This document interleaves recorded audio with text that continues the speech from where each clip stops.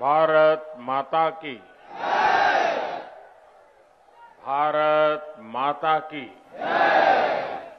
भारत माता की। हम ये पावन धरती का बारंबार प्रणाम करित है।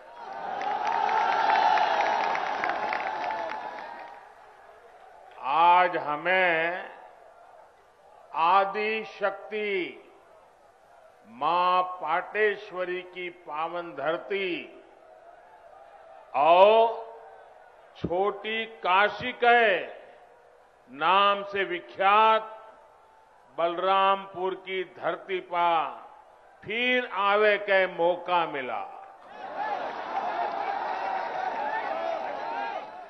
आपसे हमें खूब आशीर्वाद मिला है।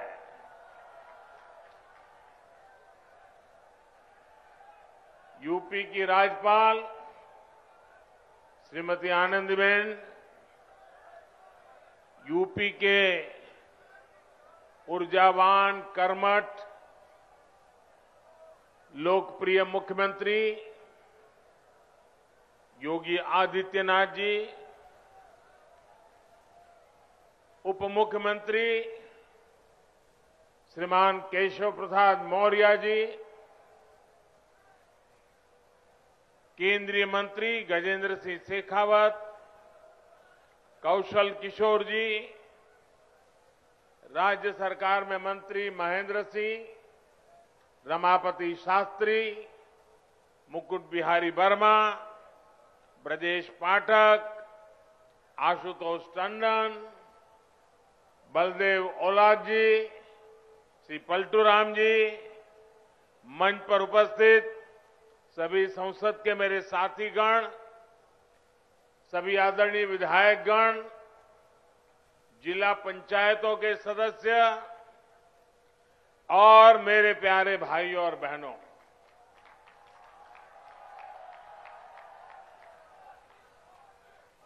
क्रांतिकारियों की इस धरती ने देश के स्वतंत्रता संग्राम में अपना अमूल्य योगदान दिया है। राजा देवी बख्श सिंह, राजा कृष्ण दत्तराम और पृथ्वीपाल सिंह जैसे पराक्रमियों ने अंग्रेजी शासन से लोहा लेने में कोई कसर बाकी नहीं छोड़ी थी। अयोध्या में बन रहे प्रभु श्री राम के भव्य मंदिर की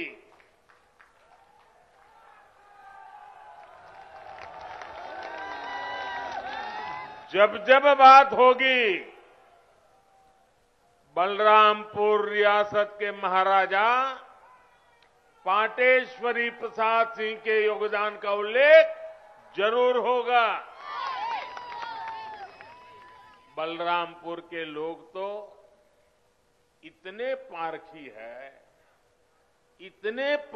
है कि उन्होंने नानाजी देशमुख और अटल बिहारी वाजपेयी के रूप में दो भारत रत्नों को गढ़ा है, उन्हें संवारा है। साथियों, राष्ट्र निर्माताओं और राष्ट्र रक्षकों की इस धरती से मैं आज देश के उन सभी वीर योद्धाओं को भी श्रद्धांजलि दे रहा हूं जिनका 8 दिसंबर को हेलीकॉप्टर हादसे में निधन हो गया। भारत के पहले chief of defence staff general Bipin Rawat ji का जाना हर भारत प्रेमी के लिए, हर राष्ट्र भक्त के लिए बहुत बड़ी क्षति है। जनरल बिपिन रावत जी जितने जांबाज थे, देश की सेनाओं को आत्मनिर्भर बनाने के लिए जितनी मेहनत करते थे, पूरा देश उसका साक्षी रहा है। एक सैनिक सिर्फ उसी समय तक सैनिक नहीं रहता जितने दिन वो सेना में रहता है। उसका पूरा जीवन एक योद्धा की तरह होता है। अनुशासन, देश की आन बान शान के लिए वो हर पल समर्पित होता है। गीता में कहा गया है, नैनम छिद्यन्ति शस्त्राणि नैनम दहति पावकः, ना शस्त्र उसे छिन्न भिन्न कर सकते हैं, ना अग्नि उसे जला सकती है। जनरल बिपिन रावत आने वाले दिनों में अपने भारत को नए संकल्पों के साथ वे जहां होंगे वहां से भारत को आगे बढ़ते हुए देखेंगे। देश की सीमाओं की सुरक्षा बढ़ाने का काम, बॉर्डर इंफ्रास्ट्रक्चर को मजबूत करने का काम, देश की सेनाओं को आत्मनिर्भर बनाने का अभियान, तीनों सेनाओं में तालमेल सुदृढ़ करने का अभियान, ऐसे अनेक काम तेजी से आगे बढ़ता रहेगा।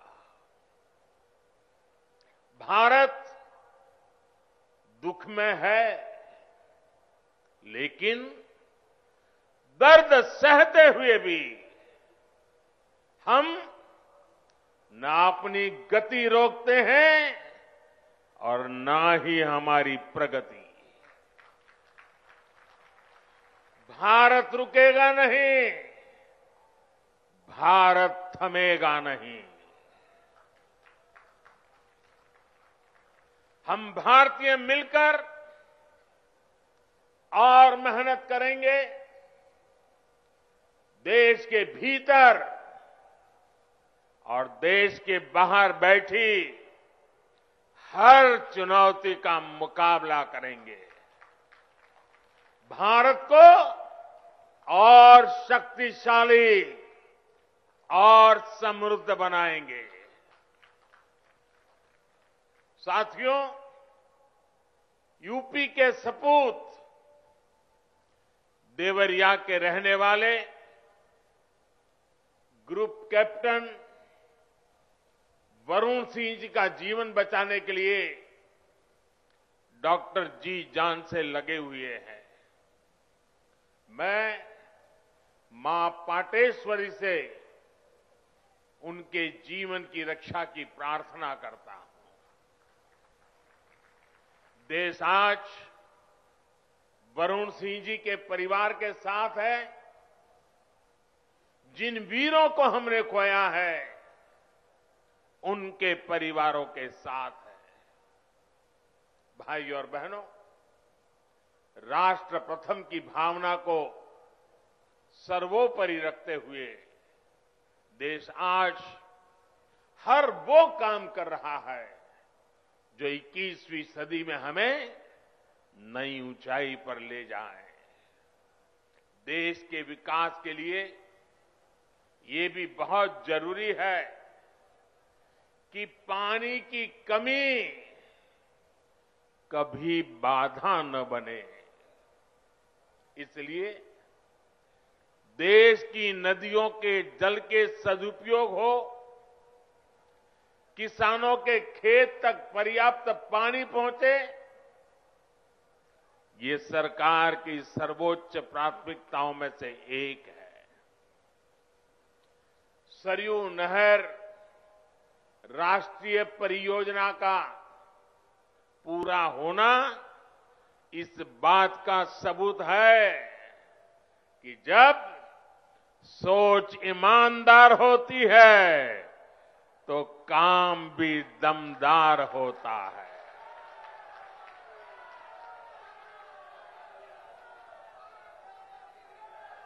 दस्तखत कौन से आप इसके पूरे होने का इंतजार कर रहे थे।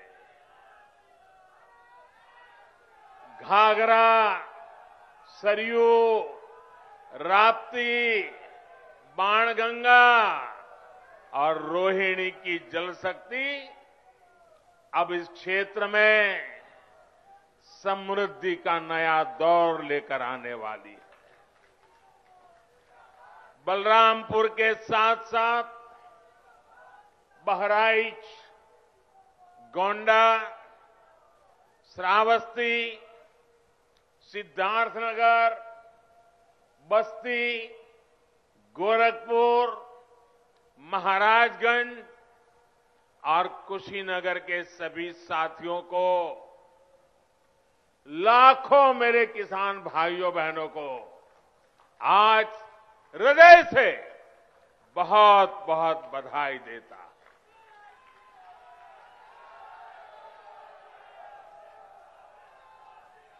बारिश के मौसम में इस क्षेत्र में जो परेशानियां आती हैं उनका हल निकालने में इससे मदद मिलेगी।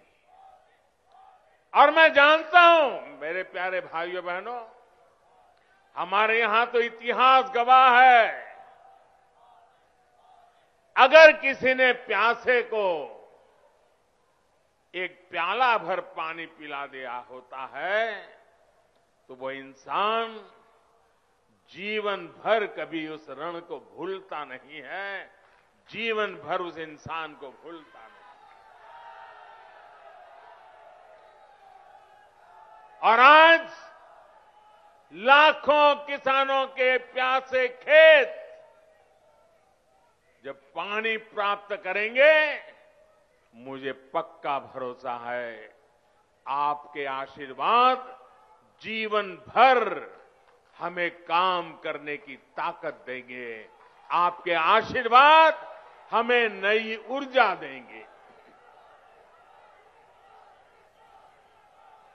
भाइयों बहनों, आज मैं ये भी कहना चाहूंगा, विशेष रूप से वो किसान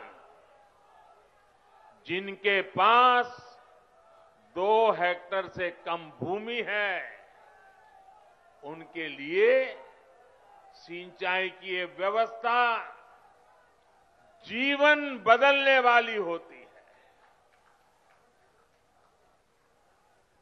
जैसे कोई व्यक्ति मृत्युशैया पर पड़ा हो, उसको ब्लड की जरूरत हो, लहू की जरूरत हो, रक्त की आवश्यकता हो, और जैसे ही डॉक्टर रक्त ला करके उसको चढ़ाएं और उसकी जीवन बच जाता है, इस पूरे क्षेत्र के खेतों को ऐसी ही नई जिंदगी मिलने वाली है। साथियों, बलरामपुर की मसूर दाल का स्वाद तो बीते सालों में देश भर में फैला ही है। अब पारंपरिक फसलों के साथ साथ इन क्षेत्रों के किसान अधिक दाम देने वाली, अधिक आय देने वाली दूसरी फसलों की खेती भी व्यापक रूप से कर पाएंगे। साथियों, सार्वजनिक जीवन में मुझे एक लंबे समय से काम करने का सौभाग्य मिला है। मैंने पहले की कितनी ही सरकारें देखी है, उनका कामकाज भी देखा है। इस लंबे कालखंड में जो मुझे सबसे अधिक अखरा, जिससे मुझे सबसे ज्यादा पीड़ा हुई है, वो है देश के धन, देश के समय और देश के संसाधनों का दुरुपयोग, उसका अपमान।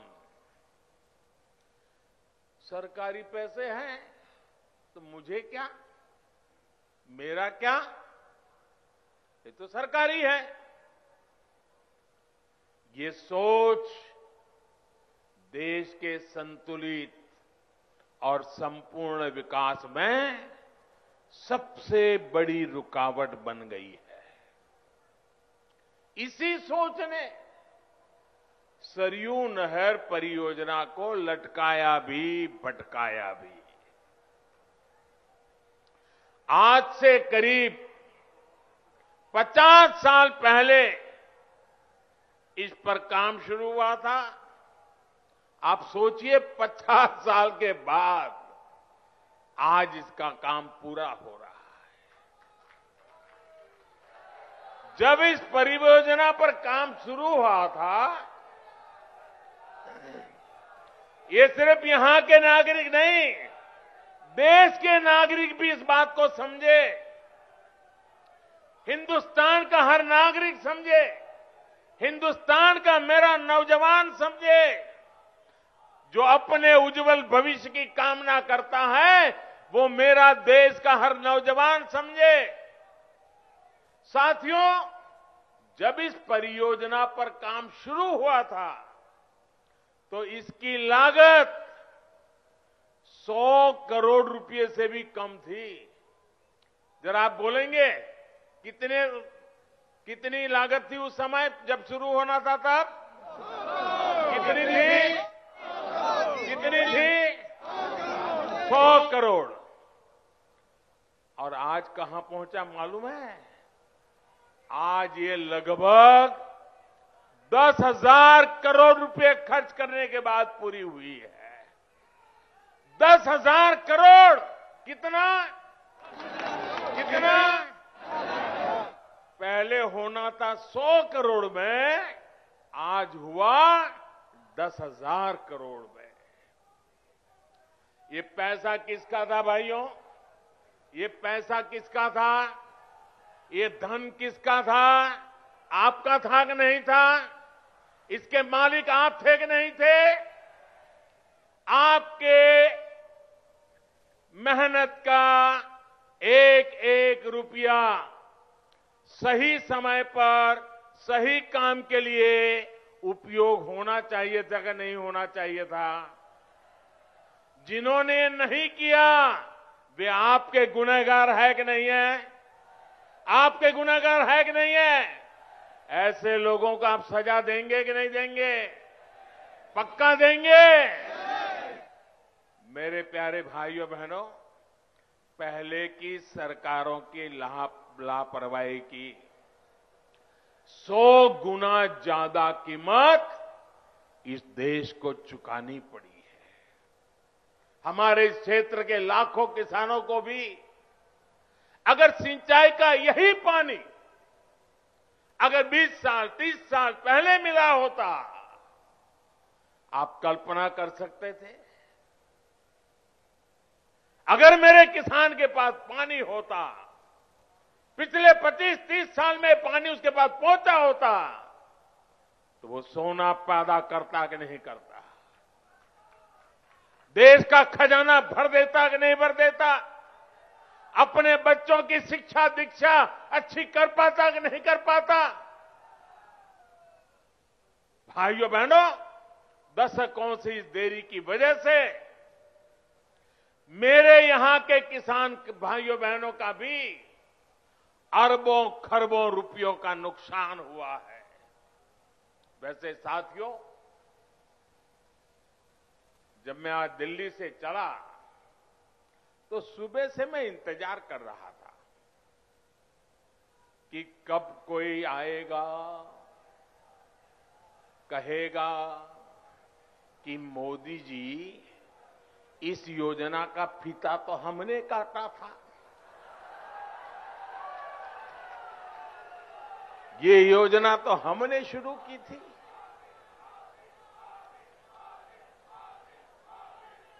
कुछ लोग हैं जिनकी आदत है ऐसा कहने की। हो सकता है बचपन में इस योजना का फीता भी उन्होंने ही काटा हो।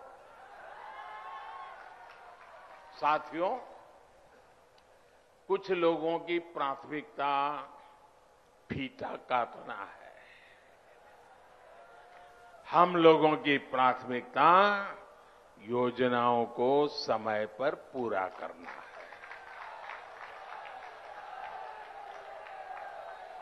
2014 में जब मैं सरकार में आया था तो ये देखकर हैरान था कि देश में सिंचाई की 99 बड़ी परियोजनाएं, 99 परियोजनाएं जो देश के अलग अलग कोनों में दशकों से अधूरी पड़ी है। हमने देखा कि सरयू नहर परियोजना में कितनी ही जगहों पर नहरें आपस में जुड़ी ही नहीं थी, पानी आखिरी छोर तक पहुंचाने की व्यवस्था ही नहीं थी। सरयू नहर परियोजना में जितना काम 5 दशक में हो पाया था, उससे ज्यादा काम हमने 5 साल से पहले करके दिखाया है। साथियों, यही तो डबल इंजन की सरकार है, यही तो डबल इंजन सरकार के काम का रफ्तार है। और आप याद रखिए, योगी जी के आने के बाद हमने बाण सागर परियोजना का लोकार्पण किया। कुछ दिन पहले ही अर्जुन सहायक नहर परियोजना का लोकार्पण किया।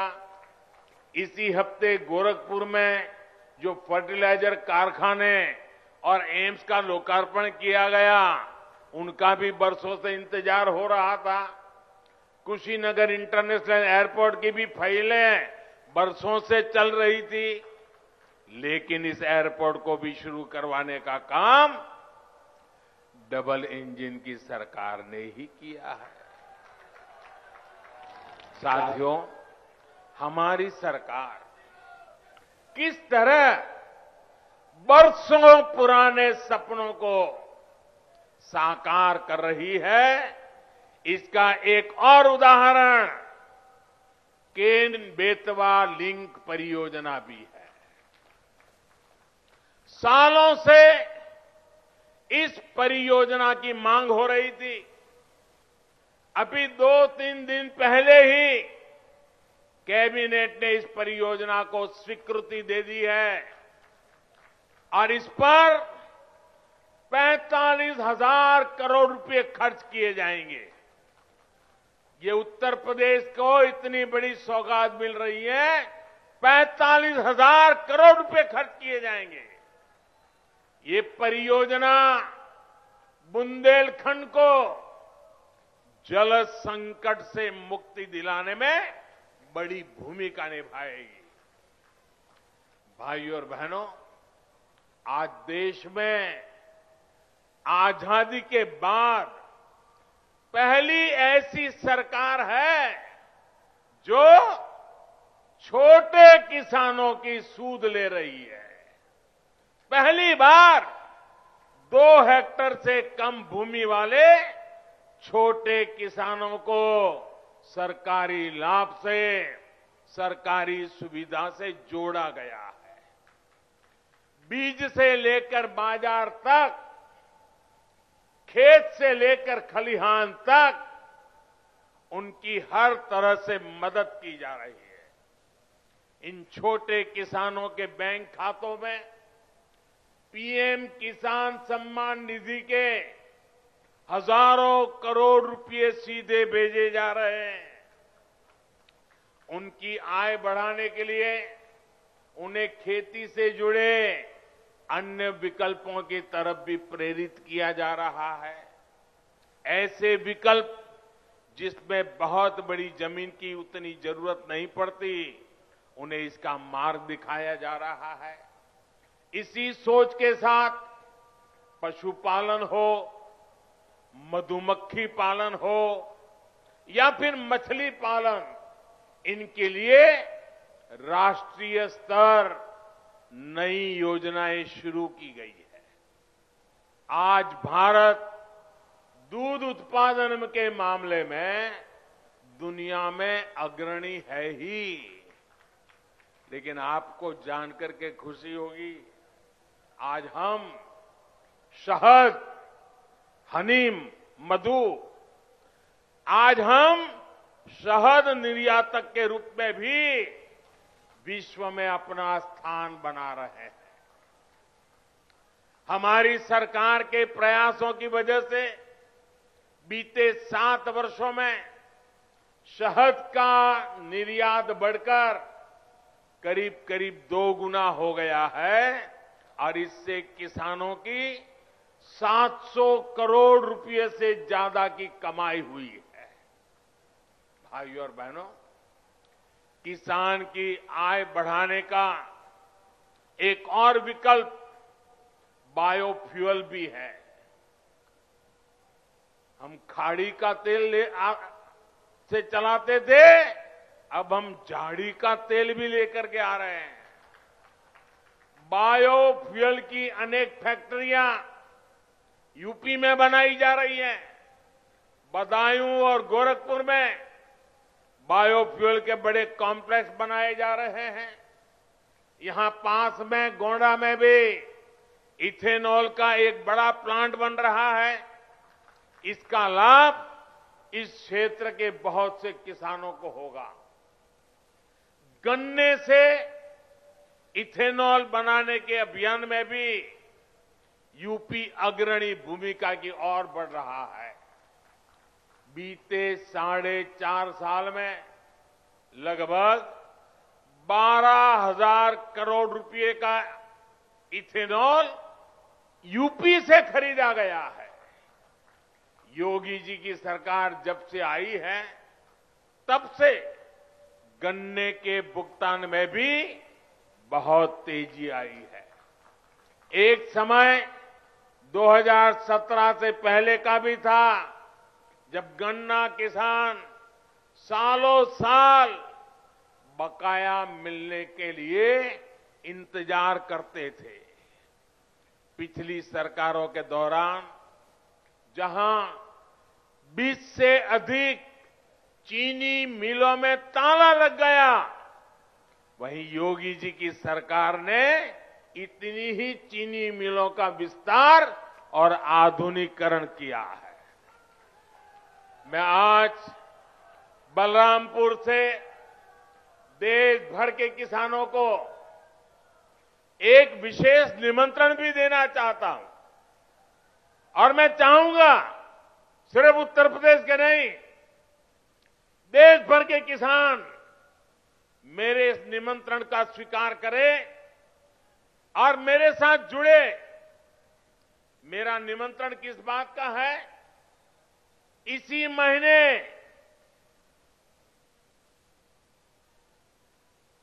5 दिन के बाद 16 तारीख को, 16 दिसंबर को सरकार प्राकृतिक खेती पर, नेचुरल फार्मिंग पर एक बहुत बड़ा आयोजन करने जा रही है। हमारे एक पद्म पुरस्कार विजेता सुभाष जी करके हैं महाराष्ट्र के, उन्होंने जीरो बजट खेती का एक विचार विकसित किया है। ये वो प्राकृतिक खेती वाला विषय है। इससे हमारी धरती मां भी बचती है, हमारा पानी भी बचता है और फसल भी अच्छी और पहले से ज्यादा होती है। मेरा आप सभी किसान साथियों को, देश भर के किसान साथियों को आग्रह है कि आप 16 दिसंबर को टीवी के माध्यम से या कृषि विज्ञान केंद्र के माध्यम से जरूर इस कार्यक्रम में जुड़िए। आप हमारी बात को समझेंगे, मुझे पक्का विश्वास है आप उसको अपने खेत में लागू करेंगे। यह आपको बहुत लाभकारी होने वाला है। साथियों, आपकी हर जरूरत को ध्यान में रखते हुए आपका जीवन आसान बनाने के लिए हम दिन रात मेहनत कर रहे हैं। इसकी छाप आपको प्रधानमंत्री आवास योजना के तहत बन रहे गरीब के पक्के घर में भी दिखेगी। पीएम आवास के तहत मिल रहे घरों में इज्जत घर यानी शौचालय है, उज्ज्वला की गैस है, सौभाग्य योजना का बिजली कनेक्शन है, उजाला का एलईडी बल्ब है, हर घर जल योजना के तहत मिल रहा पानी का कनेक्शन है। और मुझे तो खुशी तब होती है क्योंकि मैं इस क्षेत्र में कभी दौरा कर चुका हूं, मुझे मालूम है जब यहां मेरे थारू जनजाति के भाई बहनों को भी इन योजनाओं का लाभ मिल रहा है तो भी हमें खुशी भी ज्यादा होती है और हमें आशीर्वाद भी ज्यादा मिलता है। साथियों, हमारे यहां सदियों से एक तौर तरीका चला आ रहा है कि घर होगा। मेरी माताएं बहनें मेरी बात जरूर समझें और मेरे पुरुष भाई भी अपने घर में बताएं। हमारे यहां एक मान्यता चली, परंपरा चली, व्यवस्था चली। वो क्या? घर होगा तो पुरुष के नाम, दुकान होगी तो पुरुष के नाम, गाड़ी होगी तो पुरुष के नाम, खेत होगा तो पुरुष के नाम। महिलाओं के नाम पर कुछ भी नहीं। कुछ होता है क्या महिलाओं के नाम पर? नहीं होता है ना। मैं आपकी पीड़ाएं जानता हूं बराबर माताएं बहनें, और इसलिए हमने क्या किया, मुझे खुशी है, हमने क्या किया, पीएम आवास योजना के तहत जो घर बन रहे हैं ना, ज्यादातर घरों का मालिकाना हक हमने हमारी माताओं, बहनों, बेटियों को दे दिया है। इस वजह से देश में ऐसी बहनों की संख्या में बहुत अधिक वृद्धि हुई है जिनके अपने नाम पर कम से कम एक प्रॉपर्टी तो है। डबल इंजन की सरकार के प्रयासों से यूपी के 30 लाख से अधिक गरीब परिवारों को पक्का घर मिल चुका है। आने वाले दिनों में और भी ज्यादा नए घर बनाने के लिए अभी हमारी सरकार ने 2 लाख करोड़ रुपए से अधिक का प्रावधान किया है। यानी जिनको अभी तक पक्के घर नहीं मिले उन्हें आने वाले समय में भी जरूर मिलेंगे। साथियों, जब सरकार संवेदनशील हो, गरीबों की सुनती हो, उनका दुख दर्द समझती हो तो फर्क आता ही है। आता है कि नहीं आता है? फर्क आता है कि नहीं आता है? फर्क आता है कि नहीं आता है? अभी देश 100 साल में आई सबसे बड़ी महामारी से लड़ रहा है। कोरोना आने के बाद हर कोई यही सोच रहा था कि क्या होगा, कैसे होगा। हर किसी ने कम अधिक मात्रा में कोरोना की वजह से कष्ट सहा, लेकिन साथियों, इस कोरोना काल में हमने पूरी ईमानदारी से प्रयास किया है कि कोई गरीब भूखा न सोए। और अभी इसलिए पीएम गरीब कल्याण अन्न योजना के तहत मिल रहे मुफ्त राशन के अभियान को होली से आगे तक बढ़ा दिया गया है। गरीबों को मुफ्त राशन पर सरकार 2,60,000 करोड़ रुपए, उससे भी ज्यादा खर्च कर रही है। भाइयों और बहनों, पहले जो सरकार में थे, आप जानते हैं ना, अच्छी तरह जानते हैं ना, पहले जो सरकार में थे वो माफिया को संरक्षण देते थे। आज योगी जी की सरकार माफिया की सफाई में जुटी है।